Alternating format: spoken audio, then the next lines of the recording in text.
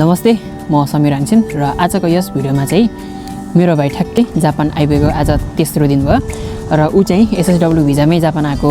एसएसडब्ल्यू भिजामा food सर्भिसमा नै आएको। अनि धेरैजना साथीहरूले चाहिँ के सोध्नुहुन्छ भने आफैले प्रोसेस गरेर के आउन सकिन्छ भनेर क्वेसनहरू धेरै गर्नुहुन्छ र ऊ सबिन मेरो भाइले चाहिँ नेपालबाट गर्नुपर्ने सबै डकुमेन्टको कामहरू चाहिँ सेल्फ आफैले गरेर जापान आएको छ र के कस्तो भयो, कतिमा सिओआई आयो, के आयो, कस्तो अनुभव हो म उसलाई सोध्दैछु र प्लस हामी आफैले पनि सेल्फ नेपालबाट सबै डकुमेन्टहरू अथवा प्रोसेस गरेर आउन सकिन्छ सकिँदैन भन्ने विषयमा पनि आज हामी कुरा गर्नेछौँ। अनि अर्को कुरा भनेको चाहिँ उसको कति दिनमा सिओआई आयो र सिओआई आएको चाहिँ कति समय पछाडि चाहिँ कान्छा भाइ चाहिँ जापान आइपुग्यो, यो विषयमा पनि हामी परिचर्चा गर्नेछौँ। सो भिडियो चाहिँ अन्तिमसम्म हेर्नुहोला र सबैजनालाई म फेरि पनि एकचोटि स्वागत गर्न चाहन्छु र मेरो भाइलाई पनि आज मेरो आफ्नै भिडियोमा चाहिँ स्वागत गर्छु। नमस्ते, म चाहिँ सबिन राई। ल सबिन सान, तिमीलाई मेरो च्यानलमा स्वागत छ। धन्यवाद। अनि जापानको तेस्रो दिन होइन, कस्तो अनुभव भइरहेछ? अब तेस्रो दिनसम्म आइसक्दा चाहिँ एकदमै रमाइलो भइरहेछ। अब जस्तो नेपालमा सोचेको भन्दा एकदमै रमाइलो होइन, ठाउँहरू पनि एकदमै दामी दामी सिनहरू, सबै सुपर मार्केटहरू पनि नजिक, सबै सुविधायुक्त ठाउँ रहेछ। मलाई चाहिँ एकदमै रमाइलो भइरहेछ। एकदम ठिक छ है। अनि के कामको के कुरा भइरहेछ नि, कहिलेदेखि ड्युटी जोइन हुने अनि अहिले के छ तिम्रो? हजुर, मेरो चाहिँ काम चाहिँ अब ड्युटी चाहिँ भोलिदेखि सुरु छ। अब मेरो ड्युटी चाहिँ म भोलिदेखि जोइन गर्दैछु। हजुर। अनि डकुमेन्टको कामहरू त सकिसक्यो होइन, दाजुभाइ मिलेर यताउति गरेर गरिसक्यो? कामहरू सकिसक्यो। अनि जस्तै तिमीले जापानिज भाषा पढ्दाखेरि कति समय लाग्यो र कति समयमा चाहिँ पास गर्यो नि भनिदेऊ न यता सबैजना। टोटली चाहिँ स्किल र जिएफटी गरी चाहिँ लगभग 12-13 महिनै लाग्यो। ल अनि जस्तै तिमीले पास गर्यो, अनि अब मलाई त थाहा छ सबै होइन, दर्शकहरूलाई त थाहा नहुनसक्छ नि त। अब जिएफटी अथवा स्किल पास गरेर अनि कम्पनी चाहिँ कसरी पायो, अब सबै कुरा हामीले सेल्फ आफैले डकुमेन्टहरूदेखि लिएर प्रोसेस गरेर आएको हो नि त तिमी त। अनि त्यसको लागि चाहिँ कसरी कम्पनी पायो, के पायो त्यो पनि भनिदेऊ। कम्पनी चाहिँ सर्वप्रथम चाहिँ सुशीला दिदी र मेरो आफ्नै दाइ समीर हाङछिनबाट चाहिँ मलाई चाहिँ कम्पनी चाहिँ पाउन चाहिँ एकदमै सजिलो भयो। अनि इन्टरभ्यूहरूको कुरा आउँछ, कतिको अप्ठ्यारो के भयो, कस्तो भयो? हजुर, मेरो इन्टरभ्यू चाहिँ अब कुरा गर्ने हो भने एकदमै अब ठिकै भयो भनौँ न, राम्रै भयो होइन। हजुर, सजिलै तरिकाले सेलेक्ट भयो। हाम्रो सबिन भाइले चाहिँ म भनिदिन्छु स्किल पास गरेर अथवा जिएफटी स्किल पास गरिसकेको 2 महिना पछाडि नै कम्पनी पाएर इन्टरभ्यू दिएर चाहिँ सरक्कन उसको प्रोसेस अगाडि बढेको हो।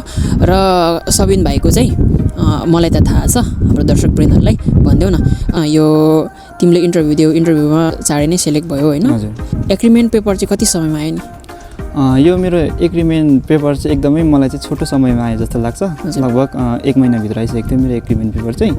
अनि मैले एग्रिमेन्ट पेपर आइसकेपछि चाहिँ मैले गर्नुपर्ने डकुमेन्ट्सहरू बुझाइसकिसकेपछि चाहिँ मेरो एकदमै छिटै भयो। अनि एग्रिमेन्ट पेपर साइन गरेर सब्मिट गरिसकेपछि सिओआई कति दिनभित्र आयो नि? मेरो चाहिँ ठ्याक्कै 19 दिनमा आएको थियो। 19 दिनमा है। धेरै दर्शकवृन्दहरूले सोध्नुहुन्छ 6 महिना 7 महिना नि मेरो आएको छैन भनेर भन्नुहुन्छ। सो इमिग्रेसन अथवा सबै कुराहरू चाहिँ सुगु प्रोसेस भयो भने चाहिँ यसरी चाँडो पनि हुन्छ। 19 दिन भनेको त एकदमै लगभग 3 हप्ताको कुरा हो, 3 हप्तासम्म होइन। 3 हप्तामा आउनु भने एकदम राम्रो। अनि सिओआई आइसके पछाडि चाहिँ जापान आइपुग्न कति समय लाग्यो नि? मेरो चाहिँ जब सिओआई आइसकिसकेपछि चाहिँ यहाँबाट हामीले गर्नुपर्ने डकुमेन्ट्सहरू चाहिँ छाया सेन्टरमा गर्नुपर्ने हुन्छ।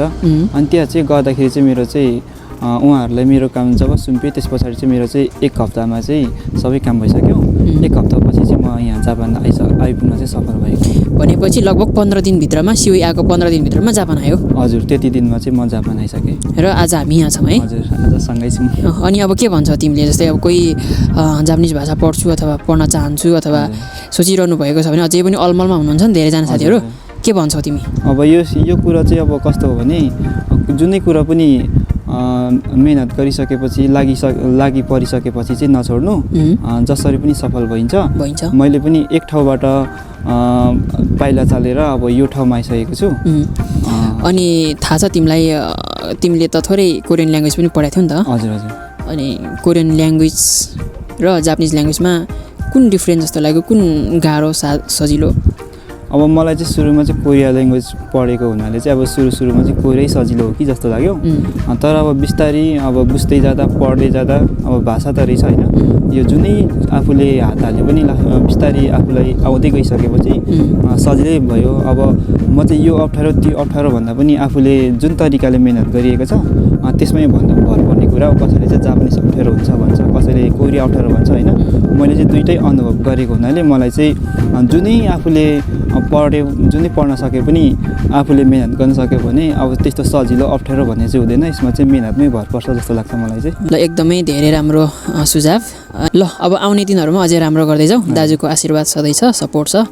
अनि सबिन भाइलाई एउटा एकदमै महत्त्वपूर्ण क्वेसन, सेल्फ प्रोसेसहरू गर्दाखेरि त खर्चको कुराहरू पनि आउँछ होइन, अनि के कति लाग्यो भने दर्शकवृन्दहरूलाई त्यो चासोको विषय पनि हुनसक्छ होइन। तिमी यहाँ जापान आइसक्दाखेरि टोटल कति खर्च लाग्यो र नेपालमा कसलाई केही बुझाउनु पर्यो त्यो पनि भनिदेऊ न।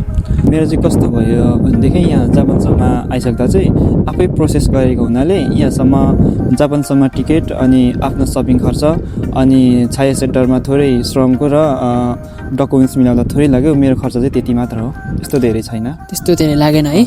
अनि भनिसकेपछि हामी आफैले पनि सम्पूर्ण डकुमेन्टको कामहरू जस्तै गऱ्यो भने नेपालबाट कन्सल्टेन्सीलाई कुनै पनि पैसा नतिरिकन पनि आउन सकिन्छ भन्ने कुरा पनि हामीले सिक्यौँ। हजुर, अब यहाँ चाहिँ अर्को कुरा के भने अब टोटली खर्च सोधिराख्दा कति भयो भन्दाखेरि टोटली चाहिँ अब मेरो यो पनि अब सबैले अब मेरो दाइको भिडियो हेर्नुहुने सम्पूर्ण साथीहरूले होइन, अब पढ्दै गरेको साथीहरूले अब यति खर्च खुलेन भन्ने हुन्छ। जब मेरो लगभग 1 लाख जति चाहिँ खर्च भयो भनौँ न, त्यसको 1 लाखको हाराहारीमा चाहिँ।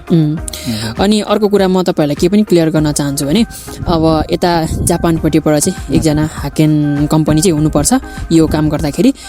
यताबाट कम्पनीले सबै आफ्नो काम गरे तापनि तर कम्पनीलाई पनि एउटा बिचमा हाकेन एउटा गाइसिया चाहिन्छ। यता जापानको डकुमेन्टहरू सम्पूर्ण गर्ने मान्छे भयो भने नेपालबाट सम्पूर्ण प्रोसेसको कामहरू चाहिँ आफै पनि गर्न सकिन्छ। सो तर अलिकति कसो गर्ने के गर्ने भनेर गाइड गर्ने मान्छे भयो भने हजुरहरूले पनि सक्नुहुन्छ जस्तो लाग्छ। त्यही भन्न चाहन्छु। अब आउने भावी दिनहरूमा पनि अझ राम्रै गर्दै जानु। अब चाँडै SSW2 को इक्जाम पनि दिनु, पास गर्नु, त्यस पछाडि अब यो JLPT को पनि राम्रो गर्दै जाऊ है। अनि त्यही भन्न चाहन्छु तिमीलाई। अनि अब अझै जापानको बसाइ सुखी रहोस्। अनि भन्दै अब लास्टमा चाहिँ अन्तिम चरणमा आइसकेको छौँ। अब फेरि पनि एकचोटि जापानिज भाषा अथवा के गर्ने कसो गर्ने भनेर दोधारमा अब त्यत्तिकै बसिरहेको साथीहरू हुनुहुन्छ भने के गर्ने कसो गर्ने त्यो बारेमा पनि एकचोटि फेरि अन्तिममा तिम्रो सल्लाह सुझाव देऊ न।